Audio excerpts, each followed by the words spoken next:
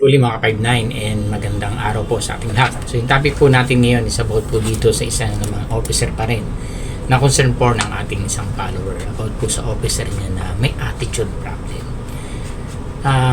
Ito kasi yung kanyang concern, medyo bibigyan natin ng there's a positive side or the negative side. Siyempre doon tayo sa positive na baka may mga mayroong mga ginagawa na pwede naman. Kasi dito sa tanong niya po sa personal necessities ng isang detachment commander. So, ang sabi niya, ang officer daw niya ay sobra na ang ginagawa. Hindi na pati ng trabaho, inuutos sa kanila. Ano ba yun, yung mga inuutos? So, halimbawa, number 1, bali, 4 po yung binigay niya. Una, nagpapaluto ng pagkain. Pangalawa, nagpapatimpla ng kape. Di ba, minsan, kahit man sa akin kasi ginagawa ko rin ito minsan, pero titingnan natin yung positive side, ano po. So pangatlo is yung kahit tubig na iinumin niya, inuutos pa, diba? Next po, ang panghuli, yung pang-apat po is yung pati yung plato na pinagkainan, pinapahugas palagi na daw. So nagiging habit, yun ang mali. Una, sa positive side tayo. Kasi sa iba sa detachment naman po kasi meron mga nagkukorpo, kung pwede naman magluto. Sabi ng korpo, sama-sama sila. Kasi sa amin, ganun din eh. 3 kami magkakasama, isa kong lady guard, isa kong SIC, tsaka ako. Talagang nagluluto kami. Kasi unang-una yung pagkain, hindi namin gusto. Pero meron kaming sharing. Yan, lalo sa akin. Hindi ako pwedeng na puro palibre, pambuburaot, yung mga layman's term. Alam po natin yan, di ba? Pangit naman yun. Kailangan kasi as an officer, pwede naman gawin yan, pero dapat meron kang ambag. Ibig sabihin, may mga reason. Diba? Ito yung pagluluto, syempre di rin pwede ikaw mag-andun officer. Kung baga ilagay nyo sa tamang sistema na hindi maraming tao, hindi nagagamit yung oras ninyo. Normal naman kasi yan kahit naman saan, ibig sa mga opisina ng agency, may mga ganyan eh, di ba? Kaya lang, kung ang nangyayari, nagiging habit na para talagang authoritarian na, yung sabi niya parang ng hari, na talagang dapat everyday alam mo yung task ang gagawin niya sa officer, kakain na lang, pati ba yung paghugas ng plato niya, yun pa yung di ba parang ang pangit nun. Yung positive side sinabi ko, yun yung po pwede. Kung nagpapatimpla ng kape yan, maaaring may sharing din, kasi ganun din kami. Ako may nakishare kami dati kasi ngayon medyo naglilimit na ako sa kape, so hindi na ako nakikishare. So ako na lang, gusto ko magkape, may sarili akong kape. Titimpla na lang ako kasi hindi na ako yung talagang tulad dati na talagang ilang basong kape ang nakakape ko everyday. So naglilimit na, twice a day na lang, after ng breakfast at saka pag gusto ko na sa merienda, pwede yan. So ako na yung nagtitimpla kasi napakapangit naman po talaga kasi may mga trabaho din yung mga guard natin. Dapat yung mga officer, huwag naman ganyan. Ngayon, kung nakakapagpatimpla ka, talaga na nagkakape na, sir, kape tayo, sige. O, di ba, nag-share kasi kami, dito timplahan na ako ng kape niya, may ginagawa, or nag-review sa CCTV, kasi minsan ako nasa CCTV, minsan nasa office ko ako. Ngayon, pwede yun. Papagus ka ng pagkain, siguro papagus ka ng plato mo, hindi naman pala palagi. Siguro pag pakisuyo na lang, pakiano na lang ha. Or ikaw naman din ha. Kasi ako din, may detachment commander din ako. Naghuhugas ng plato yun. Kaya doon ako na-train niya talaga. Nung nagsisimula pa lang ako as an officer. Yung naging assistant niya ako. Talaga makita mo sa kanya.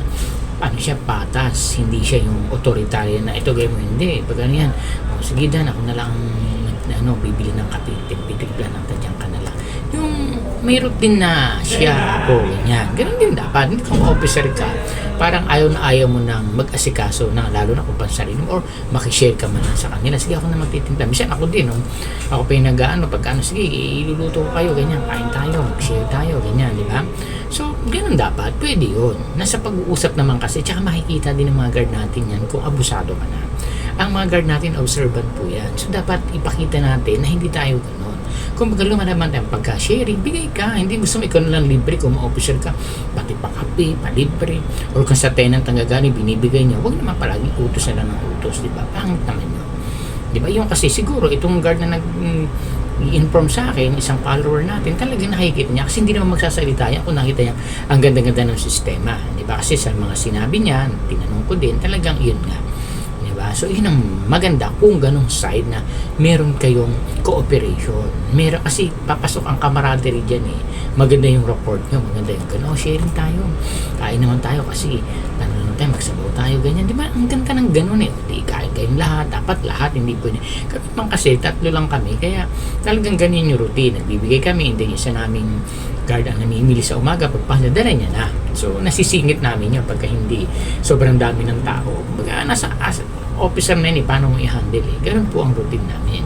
Pero ito, yung pati pagbukas sa pagkukuha ng tubig na iinumin, ako minsan nag-uutos din na, makisuyo nga, pakuha mo ako ng tubig na malamig. Yan.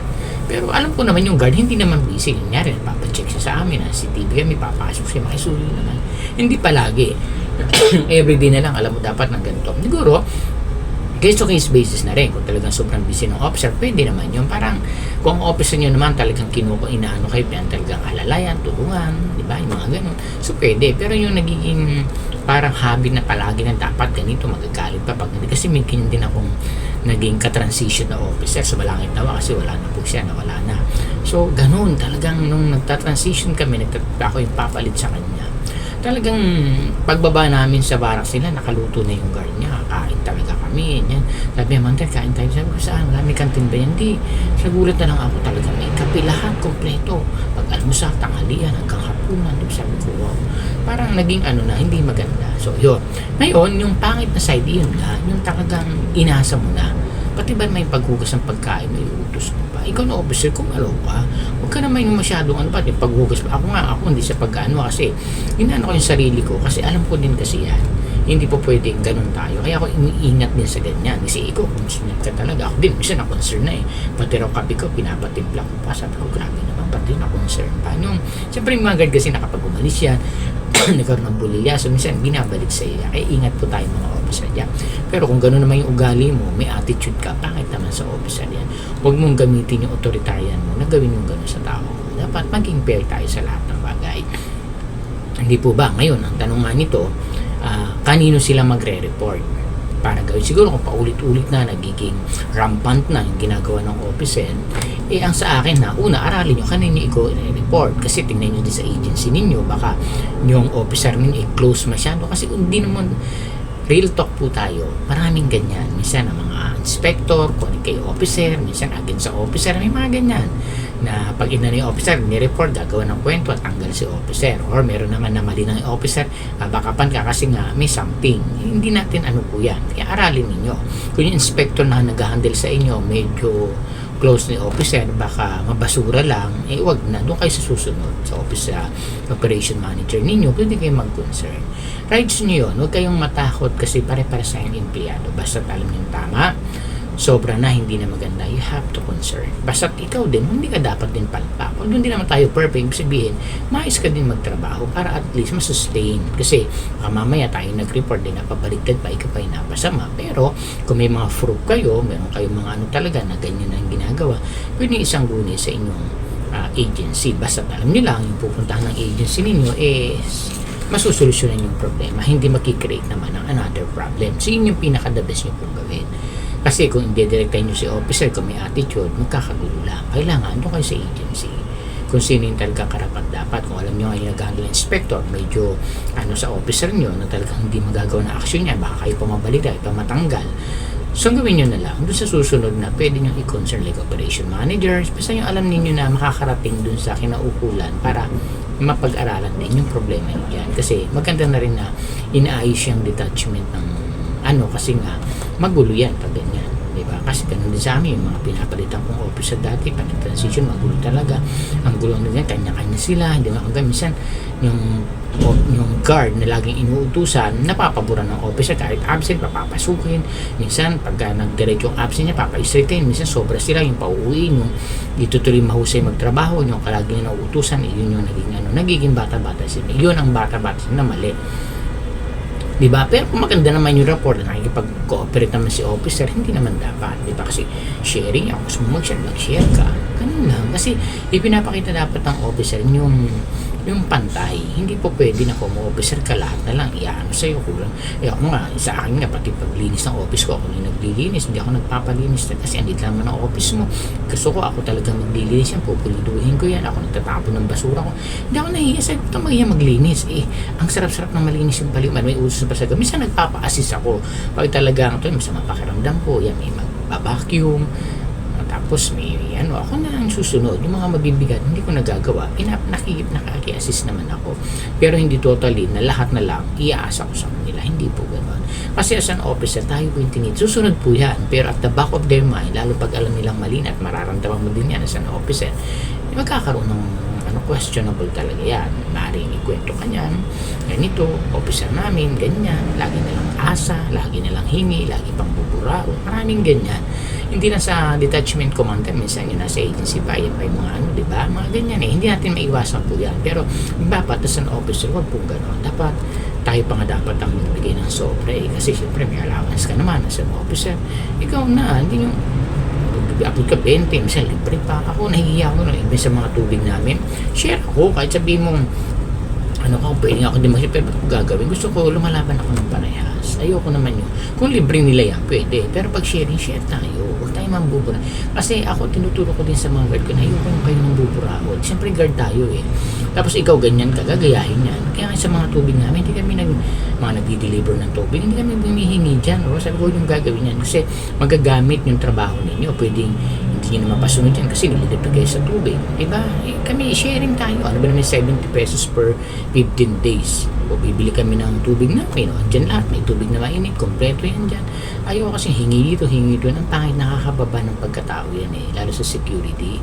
Pangit yung masyado kang mapanlamang sa kapwa. Lalo yung officer. Gagamitin mo yung pagiging officer mo para lang sustain yung mga needs mo everyday. Sobrang pangit po yan. Dapat lead by example to your colleagues. Dapat ikaw yung nakikita nila na ehemplo na sinusundan nila. Kasi ikaw yung leader eh. Be a leader, not a boss. Diba may vlog din po ako niya. Panoorin na lang kung nababalikan niyo yung mga previous vlog ko. Dapat leader ka. Dapat ikaw yung nag-iingat sa tao mo. Kasi lahat ng palpak ng tao mo magre-reflect sa ating mga officer yan. Yan lagi natin tatandaan. Kung ganyan yung tao mo sa'yo magre-reflect yan. Bakit ganyan? Hindi mo naturuan, hindi mo na-design, hindi mo na-mold na maging maayos yan. So dapat nakikita sa atin para pag nagsalita sa kanila, mararamdaman nila. Tama naman si Sir. Diba? O kung gusto share o kung libre yan, Albert, pwede. Pero yung tweet mo, ililibre ka na lang lahat. Pangit naman po yun.